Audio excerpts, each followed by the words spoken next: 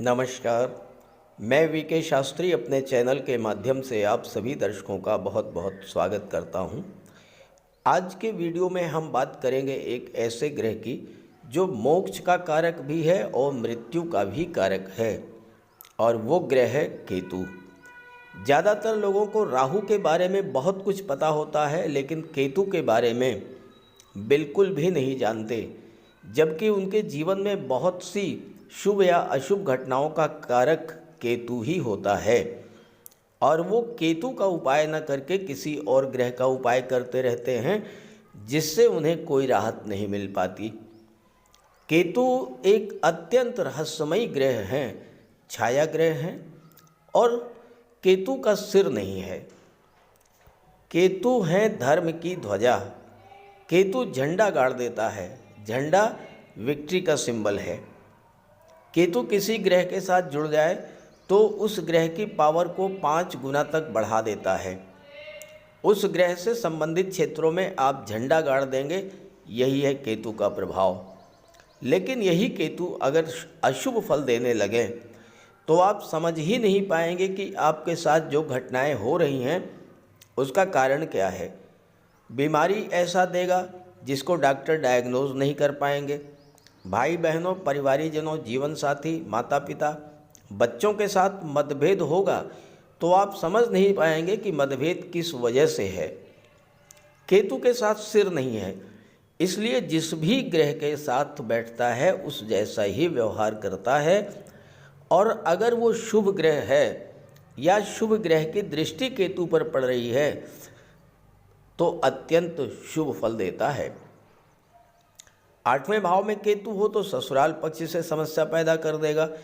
11वें भाव में और 12वें भाव में केतु बहुत अच्छा फल देते हैं। 10वें भाव में केतु हो, आप समझ ही नहीं पाएंगे कि कार्य क्षेत्र में समस्याएं क्यों पैदा हो रही हैं।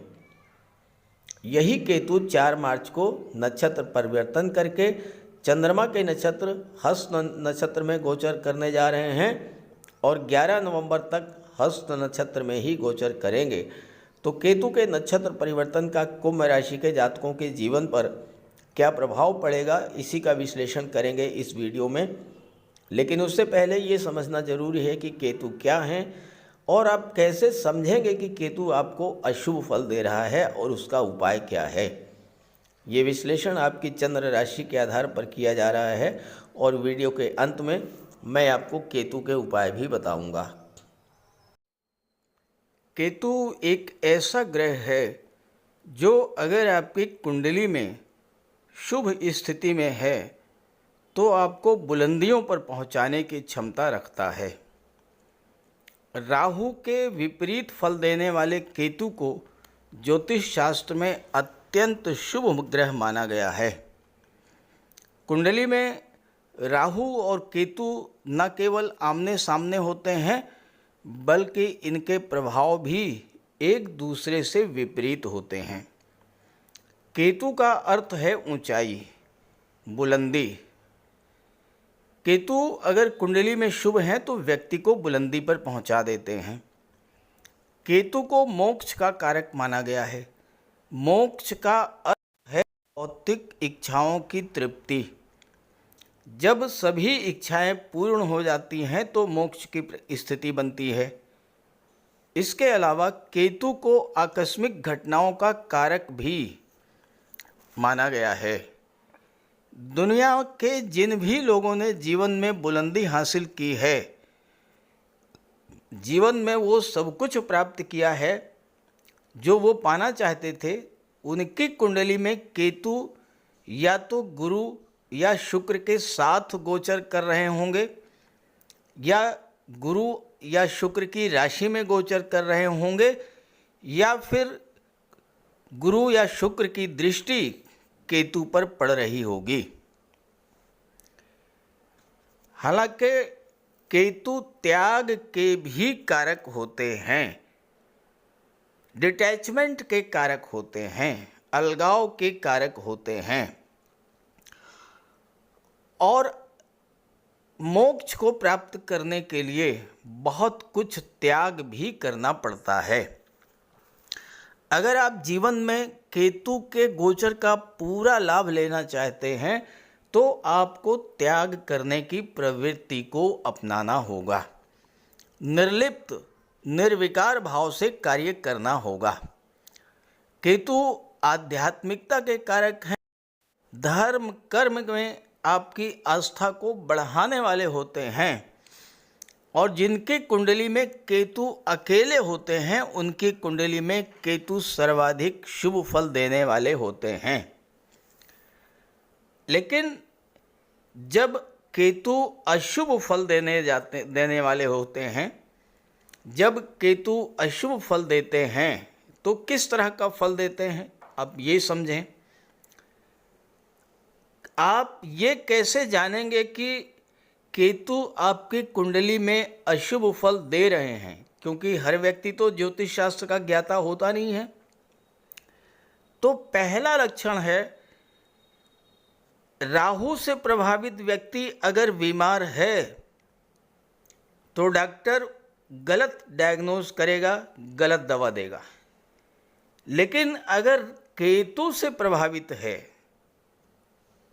तो डॉक्टर बीमारी को पकड़ ही नहीं पाएगा और आपको ऐसी दवाइयाँ देगा जिससे आपको रिएक्शन हो जाएगा।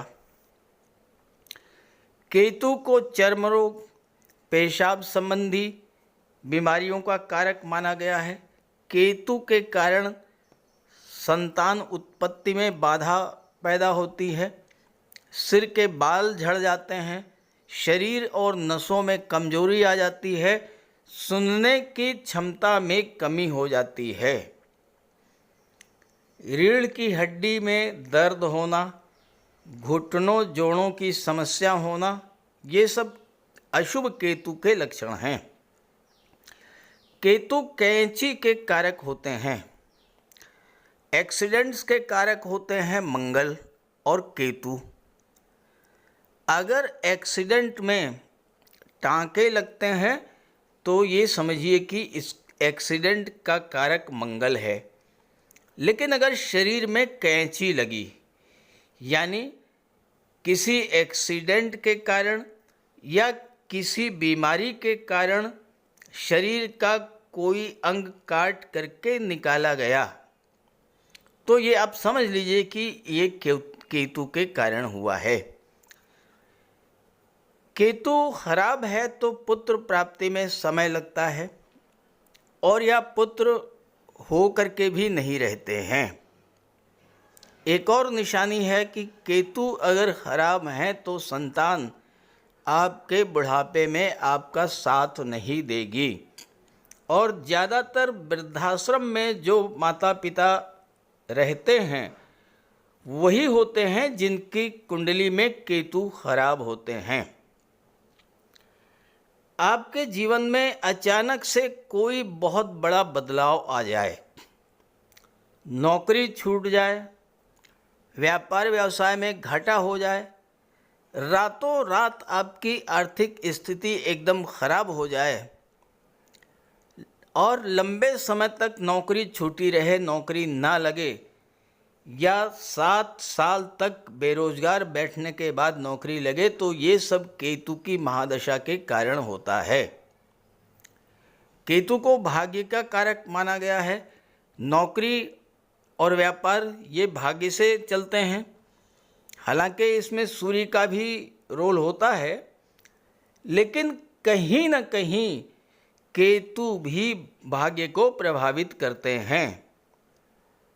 अब आप नौकरी में हैं, कार्यस्थल पर लोग पीठ पीछे आपकी बुराई करना शुरू कर दें, आप जिनका भला करने की सोच रहे हैं वही आपकी जड़ काटना शुरू कर दें, आपके मित्र ही आपकी बुराई करना शुरू कर दें, आप पर कोई आरोप लग जाए, तो आप ये समझ लीजिए कि केतु आपको बहुत ही खराब फल दे रहे हैं।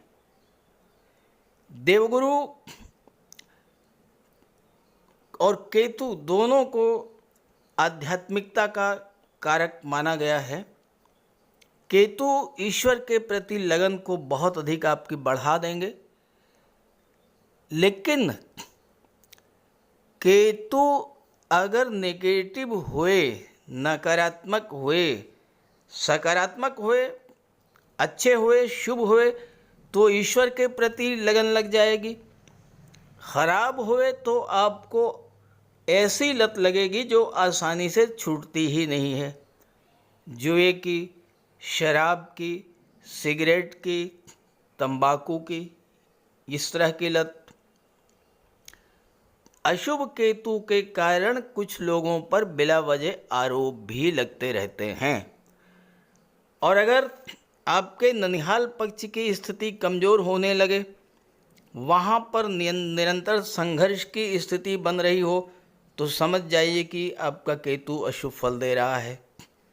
सांप का काटना या कुत्ते का काटना ये भी अशुभ केतु के लक्षण हैं। कोई दवा रिएक्शन कर दे या आपको कोई जहर दे दे, तो ये भी अशुभ केतु के कारण हैं। तो इन सब तरीक़ों से आप समझ सकते हैं कि केतु आपकी कुंडली में अशुभ फल दे रहे हैं, और फिर आप केतु का उपाय कीजिए। केतु अगर अच्छे हैं, 48 साल में आपका भाग्योदय करा देंगे, और अगर ख़राब हुए तो 48 साल के बाद आपको बर्बाद भी कर देंगे। अगर आपकी ज़िंदगी में 48 साल के बाद 48वां साल जैसे ही समाप्त हो, अचानक से बड़ा उतार चढ़ाव देखने को मिले, तो आप समझ लीजिएगा कि ये केतु के कारण है। अब बात करते हैं अलग अलग राशियों पर केतु के प्रभाव के बारे में। तो यह है कुंभ राशि के जातकों की कुंडली। केतु का गोचर कुंडली के अष्टम भाव में है। अब यहाँ पर समझने की बात यह है कि देवगुरु वर्तमान में मेष राशि में तीसरे भाव में गोचर कर रहे हैं, और गुरु का केतु के साथ पिछले 6 माह से षडाष्टक योग बन रहा है। केतु 30 अक्टूबर को अष्टम में आए और गुरु मेष राशि में तीसरे भाव में थे। तीसरे से काउंट कीजिए, 1 2 3 4 5 6, तो गुरु और केतु के बीच में 6-8 का संबंध बन रहा था, और इस वजह से केतु 8वें भाव के अशुभ फल दे रहे थे। लेकिन 30 अप्रैल को क्या होगा? 30 अप्रैल को गुरु चौथे भाव में आ जाएंगे, वृषभ राशि में, और नवम पंचम का योग बनेगा गुरु और केतु के बीच में। और जब नवम पंचम का योग बनेगा, गुरु केतु एक दूसरे से त्रिकोण पर होंगे, तो गुरु भी एक्टिवेट हो जाएंगे और केतु भी एक्टिवेट होंगे, तो अत्यंत शुभ फल मिलेगा। और गुरु 14 मई 2025 तक वृषभ में रहेंगे, केतु 18 मई 2025 तक कन्या में रहेंगे। तो जब तक केतु हैं कन्या राशि में, तब तक गुरु और केतु का त्रिकोण का संबंध बना रहेगा, तो अष्टम भाव के शुभ फल अब आपको मिलना शुरू होंगे। केतु डिटैचमेंट के कारक होते हैं, तो अष्टम भाव की चीज़ों से दूरी बनाएंगे। अष्टम भाव क्या है? अष्टम भाव दुखों और कष्टों का होता है। तो पिछले समय से जो परेशानियां, जो कष्ट, मानसिक तनाव, चिंताएं आप झेल रहे थे, उससे आपको राहत मिलने का योग बनेगा। अष्टम भाव जो होता है ये गुप्त धन का होता है, तो अचानक से धन प्राप्ति का योग बन जाएगा। कोई पैतृक संपत्ति आपको मिल जाएगी, लॉटरी से, शेयर से धन मिलेगा। ससुराल पक्ष से भी आपको धन की प्राप्ति हो सकती है। हालांकि ससुराल पक्ष से संबंध आपको बहुत अच्छा बना करके रखना है। केतु धर्म अध्यात्म के कारक होते हैं। आपकी रुचि धर्म अध्यात्म से जोड़ देंगे। आपकी रुचि धर्म अध्यात्म में बढ़ेगी, और जितना ही आपकी प्रवृत्ति धार्मिक होगी, उतना ही आपको केतु से लाभ मिलेगा। अचानक से किसी ऐसी जगह से धन मिलेगा जहां से आपने कल्पना भी नहीं किया होगा। बुध की राशि में केतु का गोचर है। बुध व्यापार के कारक हैं, आईटी सेक्टर, मैनेजमेंट के कारक हैं। तो इस समय आपको जो बिजनेसमैन हैं उनके लिए भी केतु का गोचर शुभ फल देगा। आईटी सेक्टर, कंप्यूटर या कम्युनिकेशन के क्षेत्र से, ऑडिट या टैक्सेशन के क्षेत्र से, डाटा एनालिसिस या डाटा प्रोसेसिंग से जुड़े हैं तो उसके लिए भी ये समय बहुत अच्छा रहेगा। केतु की दृष्टि 12वें भाव पर पड़ रही है और 8वां भाव परिवर्तन का भी होता है। अगर आप छात्र हैं, बुध अष्टम के भी स्वामी हैं और पंचम के भी स्वामी हैं, आप शिक्षा के क्षेत्र से जुड़े हैं तो शिक्षा में परिवर्तन होगा। विदेश में आपको शिक्षा के लिए जाने का योग बनेगा। हालांकि चंद्रमा के नक्षत्र में है तो जल संबंधी दुर्घटनाओं से आपको सावधान रहना है। ब्लड संबंधी रोगों से, स्पेशली पाइल्स या हाई ब्लड प्रेशर है, उससे आपको बच के रहना है। 12वें भाव में केतु की जब दृष्टि पड़ेगी, 12वें भाव में केतु बहुत अच्छा फल देते हैं, आपको विदेश में सेटल करा देंगे, आपकी इच्छाओं की पूर्ति करेंगे केतु इस समय। केतु की दृष्टि 4थे भाव पर भी पड़ रही है। आप विदेश में घर बना सकते हैं, धर्म में आपकी रुचि बढ़ेगी, मोक्ष की ओर ले जाएंगे, भौतिकता से आपको दूर करेंगे केतु। प्रवृत्ति आपकी धार्मिक होगी, आपकी सोच में बदलाव होगा, दान पुण्य मेडिटेशन में आपकी रुचि बढ़ेगी और इससे आपको बहुत बड़ा लाभ मिलेगा। सबसे बड़ा लाभ तो ये होगा कि 12वां भाव खर्चों का होता है। केतु डिटैचमेंट के कारक हैं, अलगाव के कारक हैं, तो खर्चों में कमी आएगी। आप धनवान होंगे, उच्च पद प्राप्त करेंगे, अच्छे कार्य करेंगे।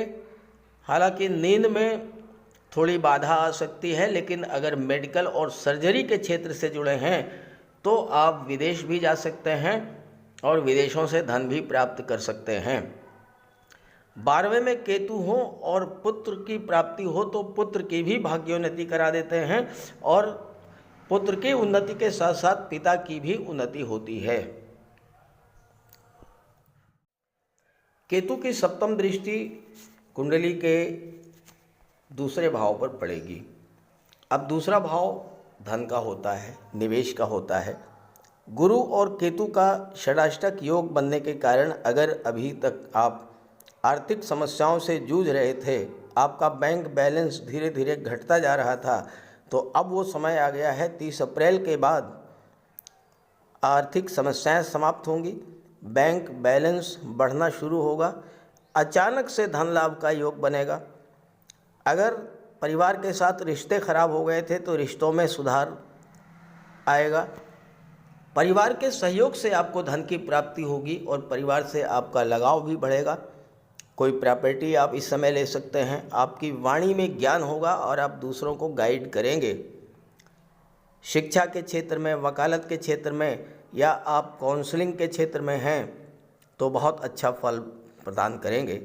दूसरा भाव भोजन का होता है, तो भोजन का, खान पान का आपको विशेष ध्यान रखना होगा।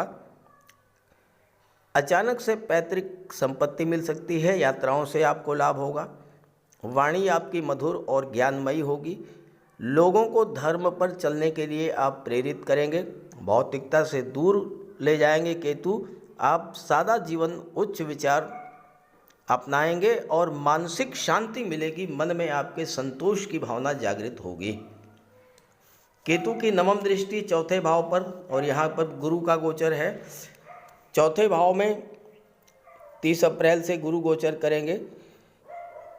अभी तक गुरु का गोचर तीसरे भाव में है, तो षडाष्टक योग बनने के कारण अगर परिवार में तनाव की स्थिति बनी थी, माता का स्वास्थ्य खराब हुआ था या माता से संबंध खराब हुए थे, तो पारिवारिक तनाव समाप्त होगा।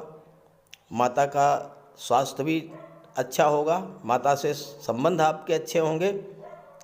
भूमि भवन प्रॉपर्टी का इस समय आपको लाभ मिलेगा। विदेश जाने का योग बनेगा और राजनीति में है तो वहाँ पर उच्च पद प्राप्त होगा। प्रॉपर्टी को लेकर कोई विवाद था वो समाप्त होगा। 4था भाव आपका घर होता है और केतु धर्म के कारक हैं। यहाँ गुरु का गोचर है। आपके घर में कोई मांगलिक या धार्मिक आयोजन हो सकता है। आपकी माता के पास कोई संपत्ति थी और उसको लेकर कोई विवाद था, तो वह विवाद समाप्त होगा, वो संपत्ति आपको मिलेगी। चौथा भाव कर्क राशि का होता है, चंद्रमा का होता है। चंद्रमा के नक्षत्र में केतु का गोचर है, तो आपको जल संबंधी क्षेत्रों से, जैसे वाटर है, मिनरल वाटर है, कोल्ड ड्रिंक्स हैं, या फूड इंडस्ट्री है, या नर्सिंग का क्षेत्र है, इन सब के क्षेत्रों से आपको विशेष लाभ मिलेगा। समाज सेवा में आपका मन लगेगा और पॉलिटिक्स में आप अचानक से बुलंदी पर पहुंचेंगे। तो इस तरह से केतु आने वाले समय में 30 अप्रैल से 18 मई तक आपको बहुत अच्छा फल देने जा रहे हैं। इस गोचर का लाभ उठाइए। और जैसा मैंने शुरू में बताया, अगर केतु आपको अशुभ फल दे रहे हैं तो केतु का उपाय कर लीजिएगा, आपको शुभ फल मिलना शुरू हो जाएगा। नमस्कार। केतु का सबसे बड़ा उपाय है भगवान श्री गणेश जी की उपासना करना। बुधवार के दिन गणेश जी का पूजन करें, अथर्वा स्तोत्र का पाठ करें। सोमवार के दिन भगवान शिव की आराधना करें, रुद्र स्तोत्र का पाठ करें। काले रंग की गाय की सेवा करें। काले और सफ़ेद रंग के 2 रंगे कुत्ते की सेवा करें, उसको भोजन दें और कौवे को भोजन दें। केतु का सिर नहीं है, अंग भंग है, तो आप जो भी कोई दिव्यांग हो, असहाय हो, अपाहिज हो, उसकी सेवा करें। भूल करके भी ऐसे व्यक्ति का अपमान न करें। कंबल, छाता, काली उड़द, गर्म कपड़े, कस्तूरी और लहसुनिया, इन चीज़ों का दान आप कर सकते हैं।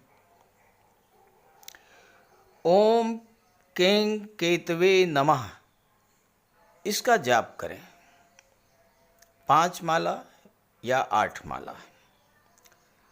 नौकरी नहीं मिल रही है या 48वें वर्ष में बहुत बड़ा अप डाउन हो गया है, तो मूली को 7 मूली पत्ते समेत अपने सिर से 7 बार उतार कर किसी गाय को खिला दें। 7 बुधवार आप ऐसा करें, केतु का शुभ फल मिलना शुरू हो जाएगा। इसके अलावा शनिवार के दिन एक पात्र में कुशा और दूर्वा दोनों एक साथ रख कर के पानी भर लें और शाम को पीपल की जड़ में डाल दें। 7 शनिवार ऐसा करने से राहु, केतु और शनि तीनों के शुभ फल मिलने शुरू हो जाएंगे। लहसुनिया धारण कर सकते हैं, लेकिन धारण तभी करें जब कुंडली में केतु अच्छे हों या न्यूट्रल हों, और किसी योग्य ज्योतिषी से परामर्श लेकर के। अगर केतु नेगेटिव हैं तो गोमती चक्र की अंगूठी धारण करें, फिरोजा भी आप धारण कर सकते हैं। तो ये सब उपाय करने से आपको केतु के अशुभ फलों से राहत मिलेगी। नमस्कार।